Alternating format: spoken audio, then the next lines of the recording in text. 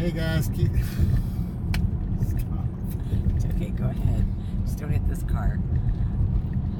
Hey, Keith and Christy here. We are headed out to Woolaroc to tell you a fascinating story that you may not know about that has to do about Frank Phillips and Don Tyler. So wait till you hear this story.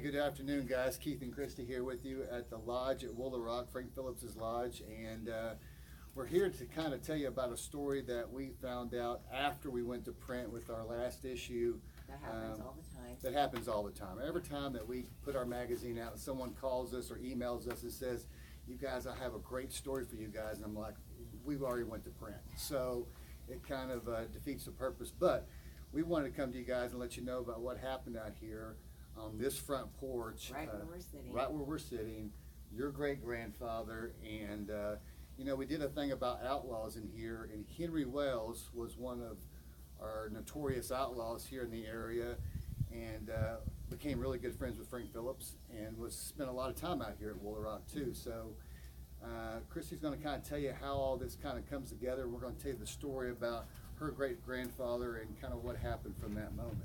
Okay, and I'm sure you're going to help me. I will. Because I don't always tell the story straight, but it goes something like this. And this is from my brother, who had written about this years ago in 2006, and he was like, "Do you remember this story?" And I said, "No." So he sent this over. Anyway, Don Tyler, our great-grandfather, wrote about something that came across his mind after he had read that Henry Wells had passed away in 1963. And he goes on to tell that after seeing the death of Henry Wells, it brought about an incident that I remember as follows. Sometime in the early 1930s, when he and his wife were out here on this porch out here at Woolaroc, Frank and Jane invited them for dinner. They had dinner with them, and then they came out on this porch and they were visiting, and then it was time for everybody to go home.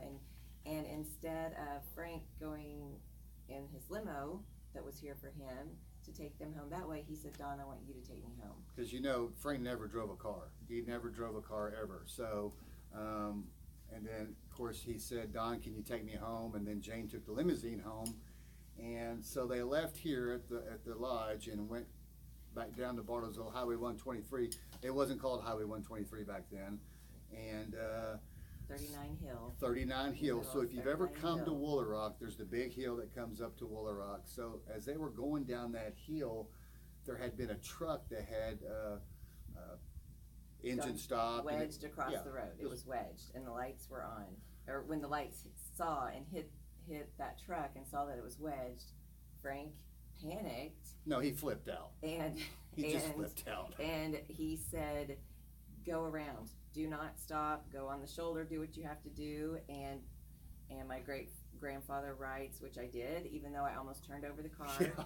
And he said, "I didn't ask Frank to explain anything." But the next day, I went to L.E., his brother, and said, "You know, can you explain to me why he was so excited?" And he said he had a number of threatening kidnapping letters, which were similar to ones that had some kidnappings that had been going on in Oklahoma City. Yeah.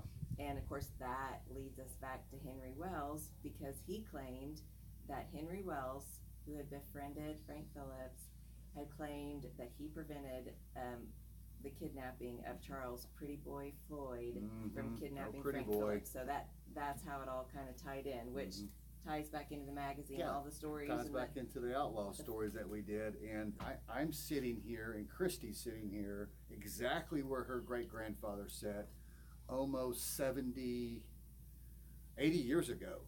And it's just fascinating to me that as we look out here at Clyde Lake, so pretty, that her great-grandfather was sitting right here. And so there's so much great history out here, not only at Woolaroc, but just this whole area of Bartlesville and the surrounding areas, that we sometimes just don't get a chance to share everything in our magazine. I wish we had 200 pages that we could share this so much stories with you. But we just wanted to share this story because it's family, and we always want to put family first, and we just think that And we got the letter. We actually got the letter. Thanks to my brother for one, Bill Woodard, and also the Dewey Hotel. The Dewey Hotel was able to locate it for us. And I'm going to take a screenshot of it, put it out on our Instagram so you can read it more closely, and of course find out more of these other stories in our last issue. And of course, Cal Thieves and Outlaws getting ready to come up, and just recall all those days and all the history there. So hope you guys come up to Woolaroc, come see how pretty it is. And thanks for joining us. Hey, go get your copy of our magazine. They're almost all gone, and we've got October coming up, but this is one of our best magazines we've ever put out, and we're just so happy you guys are enjoying it. So God bless and have a great day.